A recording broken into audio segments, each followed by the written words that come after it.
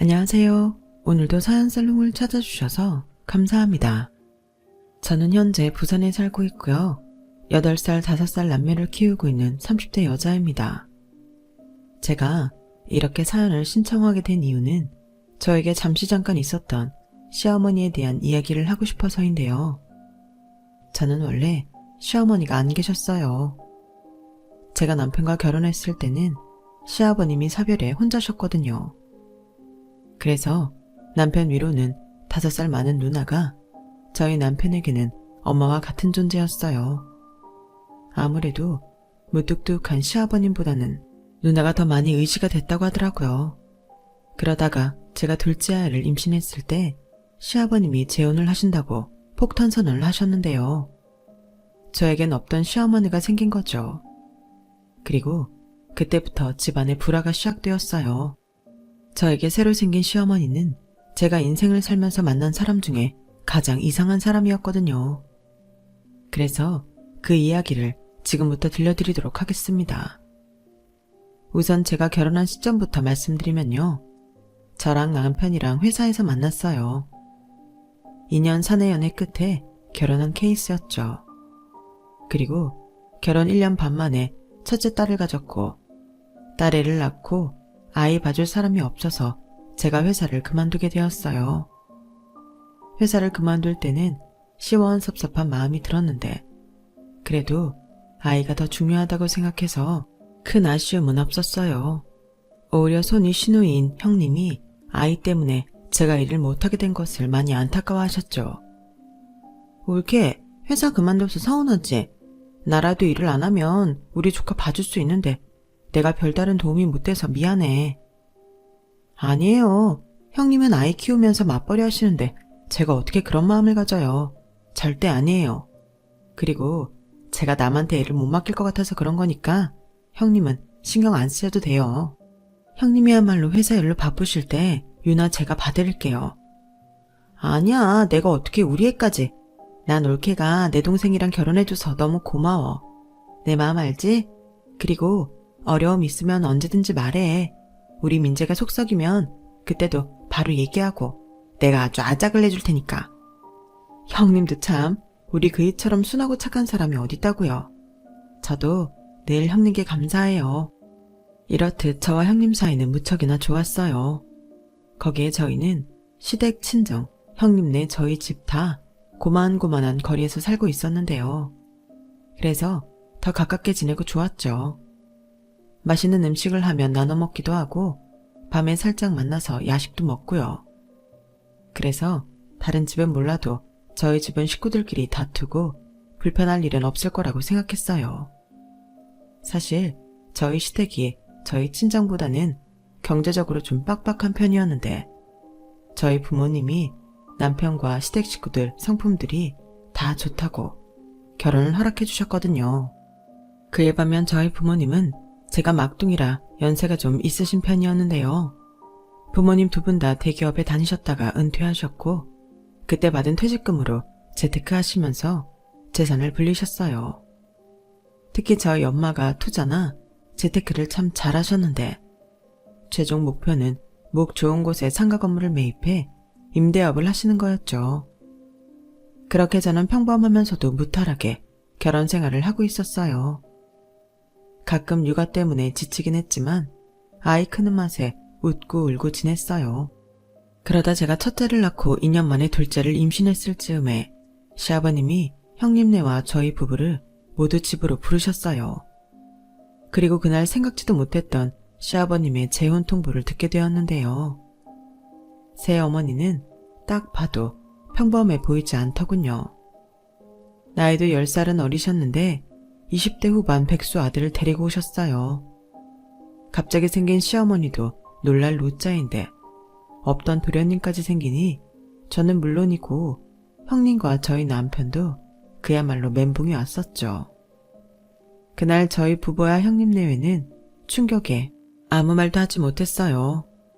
물론 홀로 지내시는 시아버님께 평생을 함께 하실 분이 생겼다는 건 자식으로서 기뻐해야 할 일이었지만 어쩐지 팥째 엄마 같은 새 어머니가 정이 가지 않더라고요. 하지만 형님이 먼저 저희 부부에게 시아버님의 의사를 존중해드리자고 하셨고, 저희는 아무런 말도 하지 못하고 그 상황을 받아들여야만 했는데요. 솔직히 제 입장에서는 썩 반갑지는 않았어요.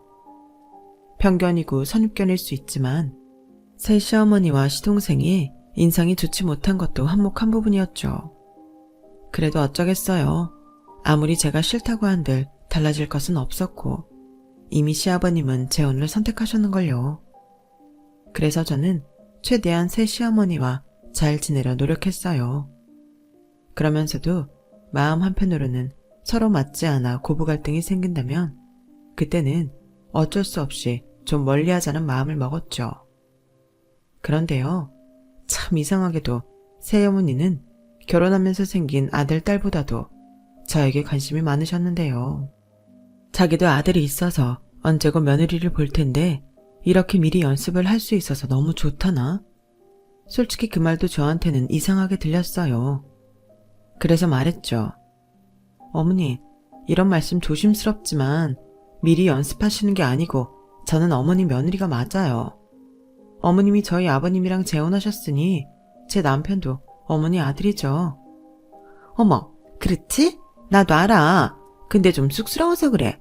그러니까 우리 며느리가 나 좀 이해해줘. 내가 생긴 거랑 다르게 낯을 좀 가리거든. 그래서 그런가? 나는 아들, 딸보다 며느리가 더 편하네. 원래 집안의 여자들이 잘 지내야 그 집안이 화목한 법이잖아. 그러니까 앞으로 우리 잘 지내자. 보면 알겠지만 나 그렇게 고리타불한 사람 아니야. 엄마라고 생각하고 편하게 해.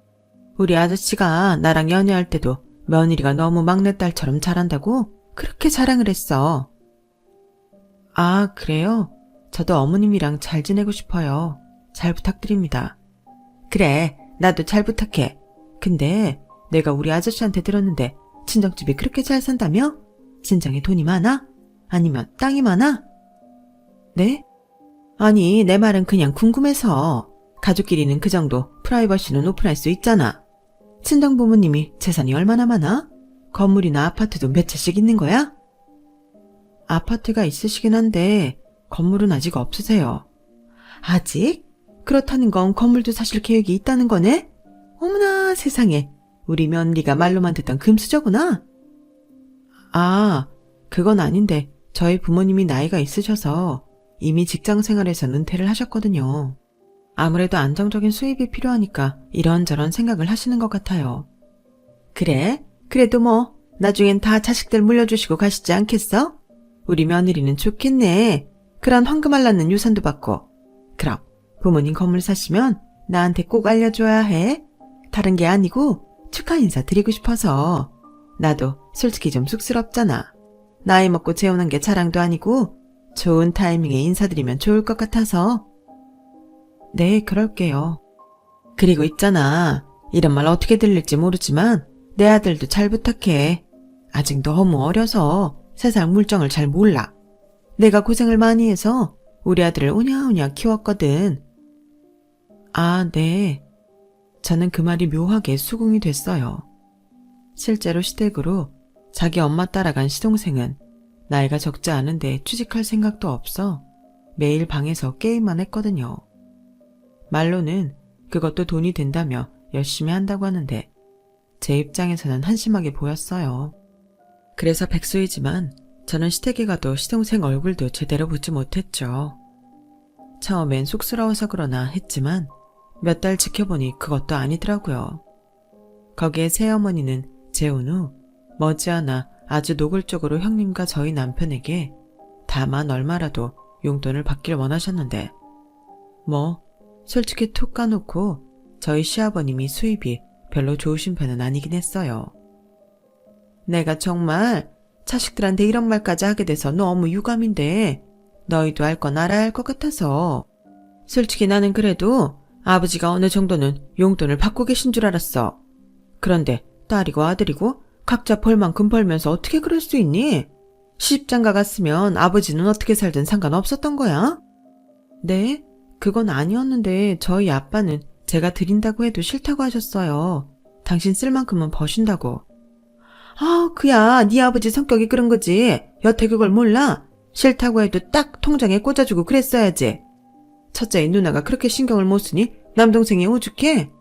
내가 정말 이 말까지는 네 아버지 자존심 상할까 싶어 너무 조심스러운데 네 아버지 수입으로는 우리 세 식구 입에 풀 칠하는 것도 어렵다.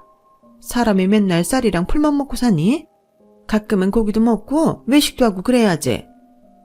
그러니까 새엄마가 하시고 싶은 말씀이라는 건 부족한 생활비만큼 용돈을 줬으면 하시는 거죠? 그래, 그래도 누나라고 말귀는 잘 알아듣네. 니들이 각각해서 100만 원씩은 맞춰다오. 네? 100만 원이요? 어머, 우리 며느님 뭘 그렇게 놀라? 살림 안 해본 사람처럼 요즘 물가가 얼마나 비싸? 솔직한 말로 100만 원도 빠듯하지. 마음 같아서는 둘이 100씩 200 맞춰달라고 하고 싶은데 나도 마음이 무질지가 못해서 그렇게는 못하겠고 그동안 니들이 아버지 그냥 방치한 거 생각해서라도 50씩 매달 100만 원을 맞춰다오. 내가 나 혼자 쓰겠다는 게 아니잖아. 네 아버지 건강하게 집밥 챙겨드리고 아프면 병원도 데리고 갔고 내가 이래저래 아버지 위해서 쓸게. 그러세요. 그럼 제가 매달 70만 원씩 보내드릴 테니 올케네는 30만 원씩 보내. 그 정도는 괜찮지? 형님, 아무리 그래도 70만 원이나 매달 괜찮으시겠어요? 저희가 그냥 50만 원 할게요. 아니야, 올케네는 외벌이잖아. 둘째 낳으면 돈 나갈 것도 많고. 우린 맞벌이라서 괜찮아. 마음 같아서는 내가 할 테니 하지 말라고 하고 싶지만 미안해. 누나, 아니야, 누나가 뭐가 미안해. 내가 매번 미안하지. 어머, 남매 사이가 참 좋네. 보기 좋다. 그렇게 사이가 좋으면 우리 재승이도 좀 챙겨줘라. 아직 누나고 형이고 낯설어서 적응을 못하는데 니들이 먼저 다가가면 오직 좋니?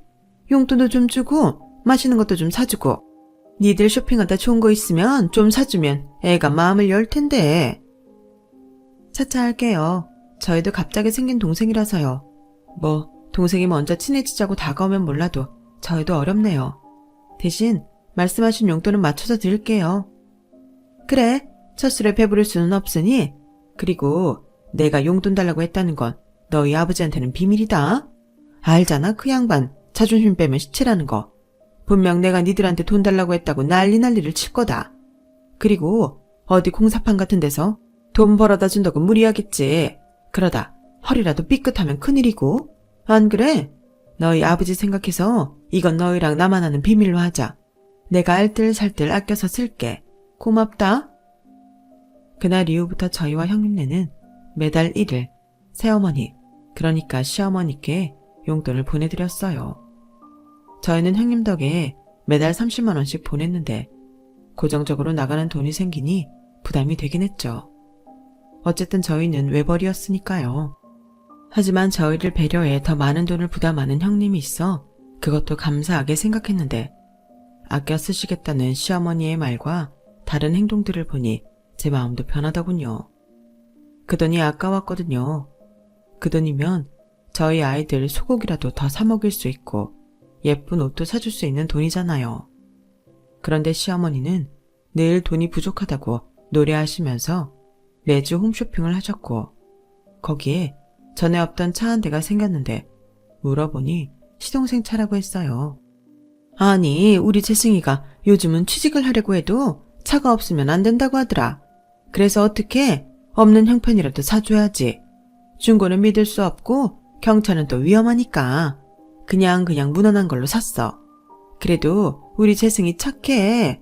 저도 다른 사람처럼 외제차 끌고 싶었을 텐데 그 차로 만족하잖아. 여기서 그 차는 SUV형으로 나온 제네시스였어요. 참고로 저희 남편은 아반떼 끌거든요. 그걸 본 순간 입꼬리가 바르르 떨리고 화가 났는데 그 뒤로도 망할 시동생 때문에 조용했던 시댁은 사건 사고가 끊이지 않았어요. 구직 활동을 핑계로 차를 가지고 자꾸 밖으로 나돌더니 차 뽑은 지 3개월도 되지 않아 사고로 폐차를 시켰죠. 알고 보니 음주운전을 했다고 하더라고요. 다행히 인명사고는 없었지만 멀쩡한 남의 집 담벼락에 갖다 박아서 그 보상금이 만만치 않았어요. 그리고 시동생의 사고는 거기서 끝이 나지 않았는데 몇 개월 조용하다 싶더니 사교뭉에 야금야금 돈을 빌리고 성인 오락실에 다녀 날려먹는 등 저 혼자 1억 넘는 사채빚을 만들었고 그 일로 시어머니와 시아버님은 매일같이 다투셨다고 하더라고요. 아니, 애를 어떻게 하면 저 지경으로 만들어? 나 몰래 차 뽑아서 사고 쳤으면 반성하고 조용히 있어야지. 그것도 모자라 사채 빌려서 노름을 해?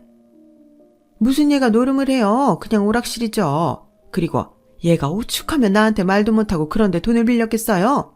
나는 저 혼자 말도 못하고 끙끙 앓았을 것 같아서 그게 속이 터지는데 당신은 물어줄 돈밖에는 생각을 안 해요? 아, 당신 친아들이 아니라서 그런 거죠? 내가 이럴 줄 알았으면 재혼 안 했지. 뭐가 좋다고 내 새끼 찬밥 만들면서 결혼을 했나 몰라? 왜 말이 그렇게 돼? 내가 언제 내 아들 아니라고 했어? 사고친 놈이 수습도 못하고 돈 달라고 하니까 한심해서 하는 소리지. 그게 그거죠. 당신 딸이나 아들이 똑같이 했어도 당신 그렇게 말할 거예요? 됐어요. 이럴 거면 그냥 갈라서요. 한 번 했는데 2번 못할까? 네, 저희 시아버님은 사별이셨지만 저희 시어머니는 이혼 후 재혼하신 케이스였어요.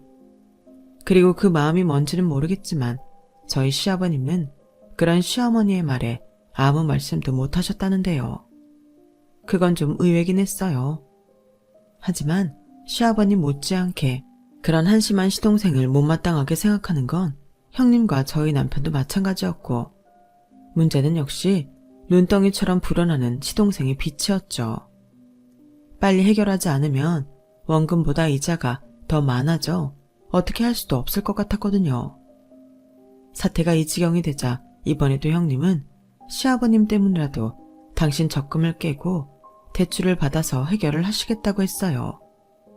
그러자 저희 남편이 말렸죠. 누나, 언제까지고 그렇게 해결해 줄 수는 없는 거잖아. 난 그건 아니라고 생각해. 왜 누나가 그렇게까지 해야 해? 나도 싫어. 근데 아빠만 중간에서 곤란하게 생겼잖아. 아빠 혼자 감당 못해. 그런데 감당을 왜 우리가 해? 사고친 그놈이 하고 그 엄마가 해야지. 남편은 새어머니를 좀처럼 받아들이지 못했어요. 거기에 사고만 치는 한심한 동생은 자기 동생으로 인정하지도 않았죠. 하지만 형님은 시아버님 걱정에 마음을 굳히는 것처럼 보였고 저는 8년째 붓고 있던 적금을 깨야 하나 고민을 했어요. 매번 힘든지만 형님에게 지게 하는 것 같아 마음이 무거웠거든요. 그런데 뜻밖의 시아버님이 저희들을 불러 이런 말씀을 하셨는데요.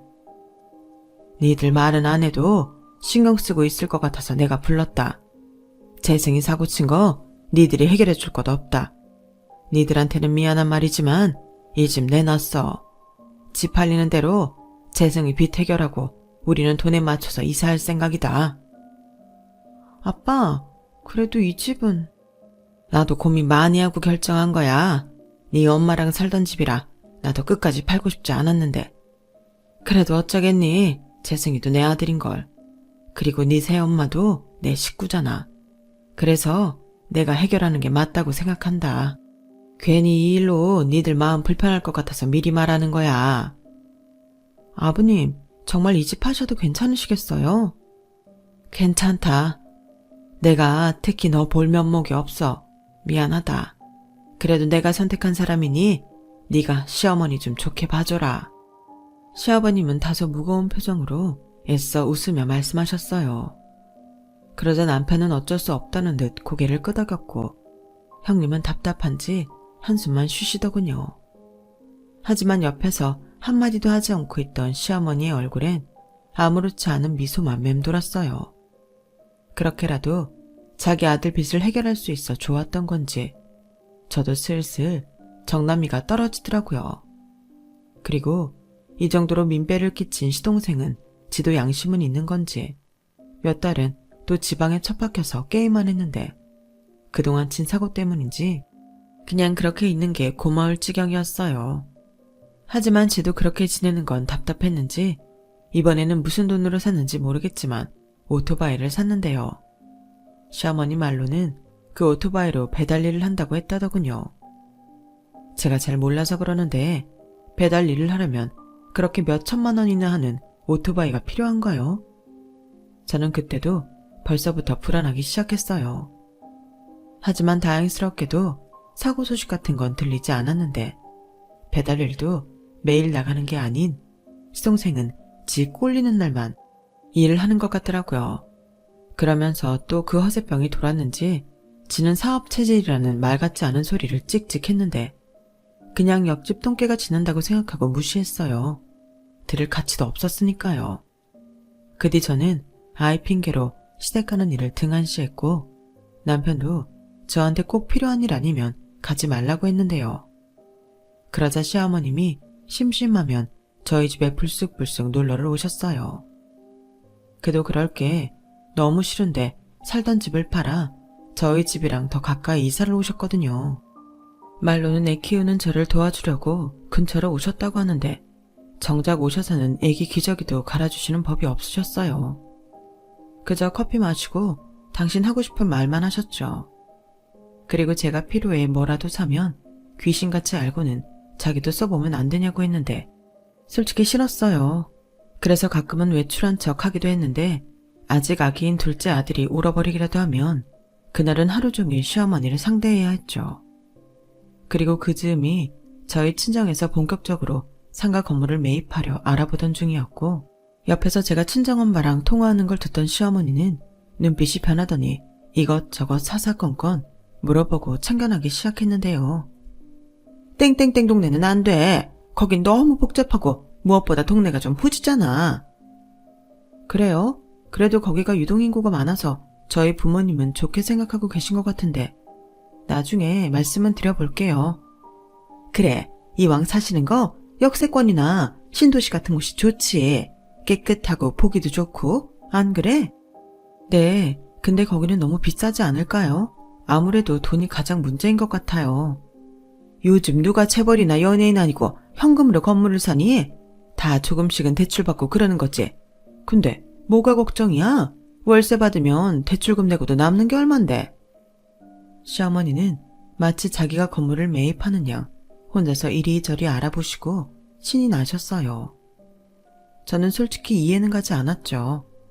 저희 친정에서 건물을 사는데 자기가 신날 일이 뭐가 있냐고요. 그리고 저희 친정에서는 시어머니가 복잡하고 후지다는 그 동네 10층짜리 건물을 매입하셨는데요. 건물 연식은 좀 있었지만 나름 위치도 좋고 가격대가 잘 맞아서 결정하게 되었다고 하시더군요. 저는 상관없었어요. 제가 아무리 자식이라고 하지만 제 돈이 들어가는 것도 아니고 저희 부모님이 좋다고 하면 그걸로 됐다고 생각했죠. 하지만 시어머니는 왜 하필 그 동네냐고 입에 거품이라도 물 듯 정색을 하셨고 저는 그러거나 말거나 무시했는데 그날 이후 일주일에 3번 이상은 오시던 시어머니의 방문이 뜸해졌어요. 저는 속으로 아싸를 외치며 이대로 저희 집에 오는 횟수가 줄다 아예 오시지 않았으면 좋겠다고 생각했는데 알고 보니 저희 친정에서 산 상가 건물을 보러 다니셨더군요. 그리고 저에게 마치 현황을 보고하듯 말씀하셨는데요. 예, 내가 그 니네 집에서 샀다는 상가 가서 쭉 봤는데 거기가 생각보다 괜찮더라. 특히 1층에 고깃집이랑 조개구이집이 장사가 아주 잘 돼서 좋겠어. 낮에도 제법 잘 되는데 밤에는 아주 자리가 없어서 사람들이 기다리고 그러더라. 어머니, 거기 그렇게 자주 가보셨어요? 복잡하고 후져서 나쁘다고 하시더니. 뭐 강남 같은 곳이랑 비교하면 그렇다는 거지. 근데 생각보다 괜찮은 것 같아서 마음이 놓인다. 저는 시어머니의 말에 좀 의아했어요. 당신이 마음이 왜 놓이는 건지 그때는 짐작이 가지 않았거든요. 하지만 그것도 잠시 저는 바로 시어머니의 진짜 속을 알 수 있었는데요. 아무래도 조개 쪽보다는 고깃집이 나을 것 같은데 거기 계약은 언제까지래? 사돈께서 건물 매입하셨으면 계약들 새로 다시 해야 하는 거 아니야? 아직 계약서 안 쓴 거면 좋을 것 같긴 한데 그나저나 그 상가 건물은 얼마라니? 글쎄요. 저도 그렇게 자세히는 모르는데 50억 정도 한다는 것 같았어요. 뭐? 50억? 니네 친정은 돈도 많다. 그럼 친정에 한번 물어봐라. 옆에 조그만 커피집도 있던데 이왕이면 거기도 같이 터서 좀 더 평수를 넓힐 수 있어도 좋을 것 같아. 그 커피집 계약도 언제까지인지 알아보고. 네? 그건 왜요? 어머님이 왜 그게 궁금하신데요? 넌 내가 물어보러 가면 네 하면 되지. 뭘 자꾸 따져. 내가 다 생각이 있어서 그래. 시어머니는 제가 따져 묻자 이번엔 자기가 짜증이 난다면서 저에게 버럭 화를 내셨어요. 그리고 저도 바보가 아닌 이상 감이 왔죠. 그 가게 자리를 언감생심 당신이 노리는 거잖아요. 그래서 더 일부러 친정에 물어보지 않았어요. 그러다 친정엄마가 손녀 손자 옷을 샀다며 저희 집에 들르셨고 저는 친정엄마가 온 김에 슬쩍 1층에 고깃집이 잘 되냐며 한번 물어봤어요. 고깃집? 너도 거기 알아? 안다기보다 누가 그러더라고. 거기가 낮에도 사람이 많고 저녁에도 자리가 없어서 사람이 많대. 거기가 그 동네에서 제일 유명해. 아빠도 그래서 그 건물 매입하자고 한 거고 엄마는 그런 쪽은 잘 모르잖아. 근데 네 아빠가 그 고깃집 때문에 옆에 카페도 잘 되는 거고 편의점도 잘 되는 거라고 하더라. 아, 그럼 아빠는 계속 1층 고깃집이 상가에 있길 바라겠네. 그렇지. 그리고 그 사장님도 거기서 벌써 5년 넘게 해서 옮기고 싶은 마음이 없다고 하고. 그래? 알겠어. 근데 왜 갑자기 그런 걸 물어봐? 왜? 너 요즘 장사에 관심 있니? 아니, 나 말고 누가 좀 관심이 있는 것 같은데 신경 쓰지 마. 저는 그때까지는 시어머님이 그 고깃집 자리에 욕심을 낸다고 생각했어요. 그러니까 당신이 직접 장사를 하고 싶어 하는 줄 알았죠. 그런데 알고 보니 그 망할 시동생이 사업 타령을 하니 가게를 차려주고 싶었던 거고 시어머니는 자기 아들이 TV에 나오는 서민 가프처럼 한 방에 부자가 되는 꿈을 꿨던 것 같아요.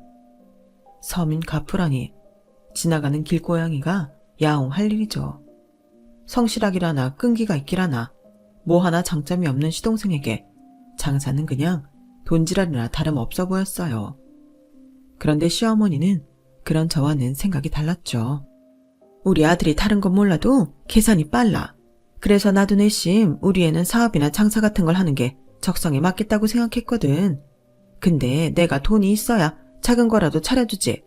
그러질 못해서 애가 저렇게 허송세월만 보내고 있어. 불쌍한 것.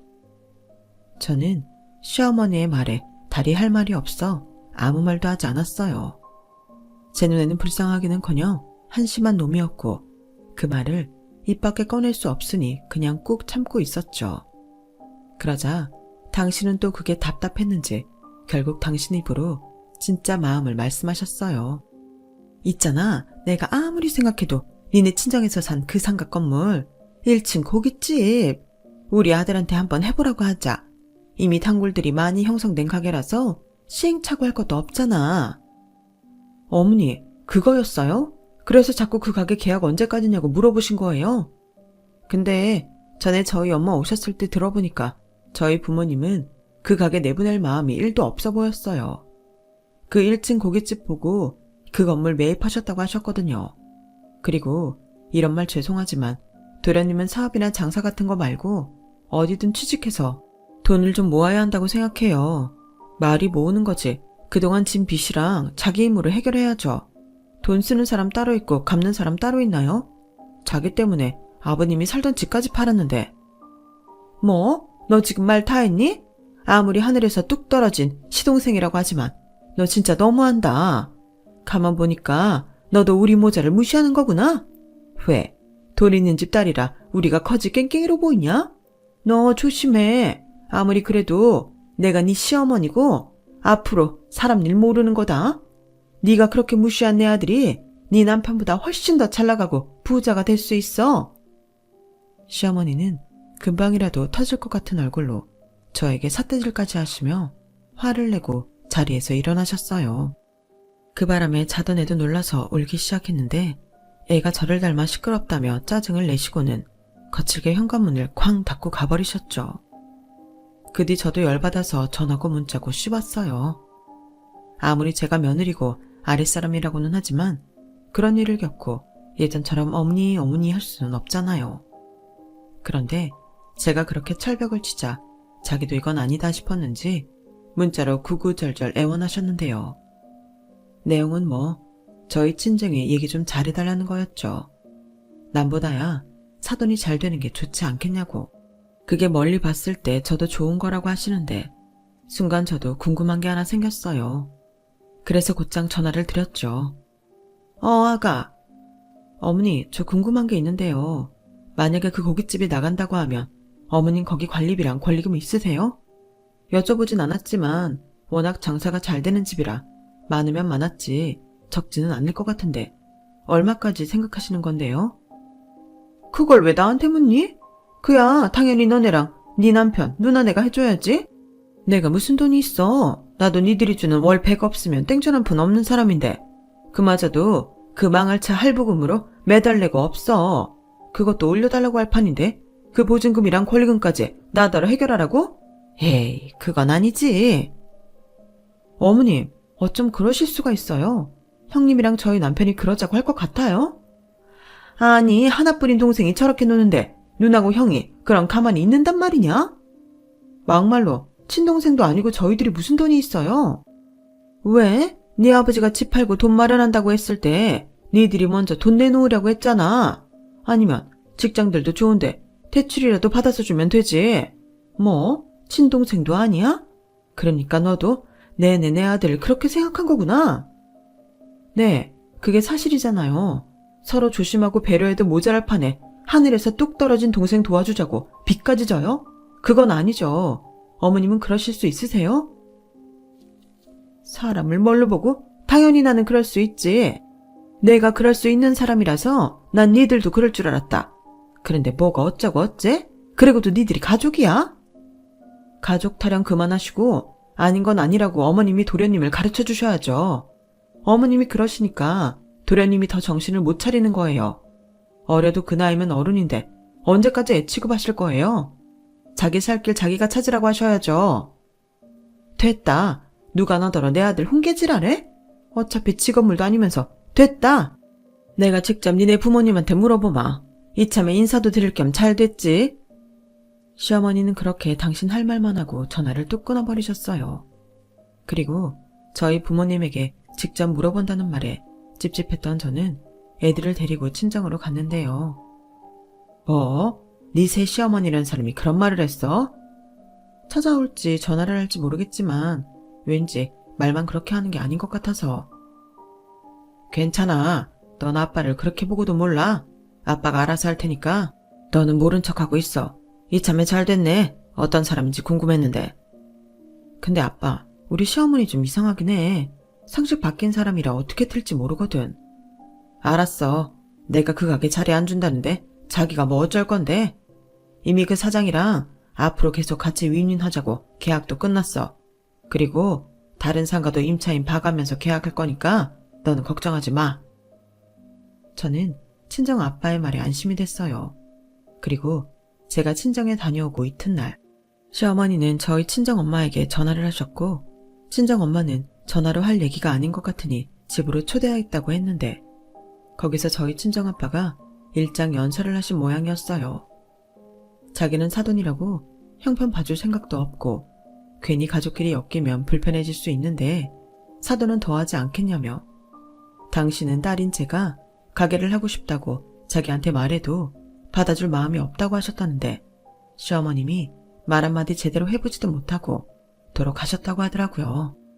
아주 통쾌했어요.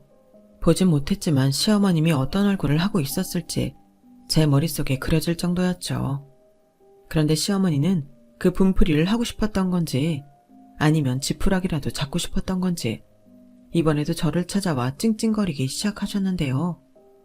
제가 그냥 포기하시라고 최대한 인내심을 끌어와 좋게 말했어요. 어머니, 그냥 이게 순리에 맞다고 생각하세요. 그 고깃집 제가 알아보니 월세만 600만 원이 넘더라고요. 거기에 관리비도 있고 도련님이 그것까지 감당하면서 장사는 애당초 무리였어요. 도련님이 배달만 해봤지 장사를 해본 것도 아니잖아요. 그래서 더 니네 친정 덕을 보려고 했던 거야. 요즘은 쥐구멍만한 가게도 월세가 몇백씩 나온다고 하니까 니네 친정 건물 들어가면 월세는 굳겠다고 생각했지. 네? 그게 무슨 말씀이세요? 그러니까 어머님은 그 고깃집 들어갈 때도 자식들 돈으로 해결하고 들어가서도 월세 한 푼 내실 생각이 없으셨던 거예요? 얘가 왜 이렇게 정색을 해? 그럼 가족끼리 월세를 주고받아? 그것도 모양이 이상하지 않니? 나라면 준다고 해도 안 받는다. 그걸 받는 사람이 이상한 거지? 어머님은 도대체 어디까지 이기적으로 구실 건데요? 진짜 어머님 같은 사람 저 태어나서 처음 봐요. 얘 말하는 뽐새 좀 봐. 지금 보니 네가 네 아버지를 쏙 빼닮았구나. 매정한 것까지 아주 판박이야. 그 상가에 가게가 몇인데 그 고깃집 월세 하나 안 받는다고 큰일 나니? 욕심도 적당히 부려야지. 건물주가 무슨 신이야? 제 말이요. 어머님이야말로 욕심 좀 적당히 내세요. 어떤 누가 돈 한 푼 안 들이고 가게를 할 생각을 해요? 그것부터가 비정상적이잖아요. 누가 한 푼도 안 낸대. 관리비 정도는 낼 거야. 누굴 산거지로 하나? 산거지 맞죠. 그것도 아주 못돼 먹은 악질이고요. 세상에 어쩜 어머님은 미안함이라고는 1도 모르세요. 도련님 때문에 아버님은 살던 집을 팔았는데 어머니는 미안하지도 않으세요? 그거야 뭐 나는 그 집 팔자고 안 했어. 네 아버지가 자기 마음대로 결정한 거지. 그리고 이제 하는 말이지만 나도 그 집에 사는 건 좀 그랬지. 전부인이 살던 곳인데 내 입장에서 기분이 어떻겠니? 그래서 아무 말 안 하고 있었던 것뿐이야. 저는 뻔뻔하고 못돼 먹은 시어머니의 말에 이성의 끈이 뚝 하고 끊어졌어요. 그래서 그 뒤로는 시어머니고 뭐고 대판 싸웠는데요. 그때 남편이 외근 나갔다가 일찍 와서 이 사태를 모두 봤어요. 제가 그동안 골머리를 썩어도 남편이 새어머니와 동생을 달갑지 않게 생각해서 말을 제가 하지 않고 있었는데 그날은 현장을 딱 걸려서 남편이 모든 것을 알게 되었죠. 그리고 집안은 발칵 뒤집어졌어요. 형님네까지 시댁에 들이닥치게 되었고 모든 사실을 알게 된 시아버님은 당신의 잘못된 선택으로 자식들이 괴로워하고 있다며 자책하시며 시어머니에게 이혼하자고 하셨는데요. 시어머니는 자기가 무슨 죄가 있어서 이혼을 하냐며 못한다고 버텼고 형님이 나서서 먼저 이렇게 말했어요. 그럼 다음 달부터 드리던 돈은 이제 없는 줄 아시고요. 재승이 때문에 날린 집이랑 차랑 법으로 청구할 거예요. 아줌마가 그러셨죠? 돈 주면 저희 아빠를 위해서 쓰겠다고. 근데 아줌마는 그 돈을 저희 아빠를 위해 쓰신 적이 없잖아요. 제가 몰라서 참았는 줄 아세요? 저희 아빠 보고 참았던 거예요. 뭐야? 아줌마? 그럼 아줌마가 아줌마지 뭔데요? 저는 처음부터 아줌마 마음에 안 들었어요. 그리고 아줌마 아들 제가 하도 찝찝해서 알아보니까 사기랑 폭행으로 전과도 있대요. 세상에 자식을 어떻게 키우면 저렇게 개 망나니로 키웁니까? 뭐? 개 망나니? 너 말 다 했어? 시끄러워. 당신이 순수하게 합의 이혼하지 않으면 난 소송을 하더라도 당신이랑 안 살 거니 내 집에서 나가. 그리고 2번 다시 우리 애들한테 함부로 하기만 해. 그땐 아주 당신 아들 사회적으로 매장시켜버릴 줄 알아. 알겠어? 혼자 애 키우면서 고생하고 살았다고 해서 그게 안쓰러워서 같이 살자고 했더니 이런 허무맹랑한 짓을 해. 그러고도 당신이 사람이야. 웃겨? 그러는 당신은 언제 우리 재승이 따뜻하게 품어줘 봤어? 아버지 노릇 해봤냐고. 내가 왜 당신 같은 사람이랑 재혼을 했는데 그래도 내 아들한테 좋은 아버지라도 돼줄 것 같아서 다 늙어빠진 당신이랑 살려고 했는데 당신은 우리 모자한테 뭘 해줬는데? 아, 집 팔아서 빚 갚아준 거? 그럼 나 같은 영계랑 사는데 그 정도도 안 할 줄 알았어? 영계 같은 소리 하네. 아줌마는 세수할 때 거울 안 봐요? 아줌마는 딱 60만 원 배 나온 아줌마예요. 아줌마는 아줌마 스스로 자기가 대단한 미인이라고 생각했나 봐요. 아줌마를 보니 왜 전 남편한테 이혼당했는지 알 것 같네요. 야, 네가 뭔데 우리 엄마한테 막말이야. 그런 말 할 거면 돈이나 내놓고 해. 돈도 안 내놓는 게 무슨 형나불행이라고? 그 엄마의 그 아들이라고. 왜? 넌 돈이라면 네 엄마도 팔 거냐? 순 양아치 같은 새끼. 좋은 말 할 때 네 엄마 데리고 이 집에서 나가. 안 그러면 나도 너 가만 안 둬.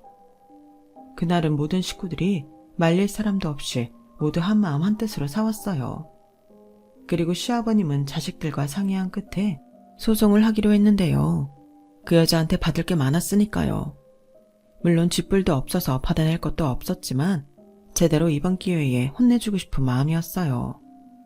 그래서 이혼 소송을 진행했고 이미 시어머님이 재혼 후 가정은 돌보지 않고 자기 사리사욕을 채우고 자기 아들 사고친 것까지 시아버님과 저희 남매들을 이용하려고 했던 점이 유책 사유로 받아들여져 이혼이 성사되었어요. 그뿐만이 아니었어요. 이건 정말 황당했는데 형님네와 저희 부부가 매달 준 100만 원에도 일부는 또 자기 비상금으로 열심히 모으고 있었더라고요.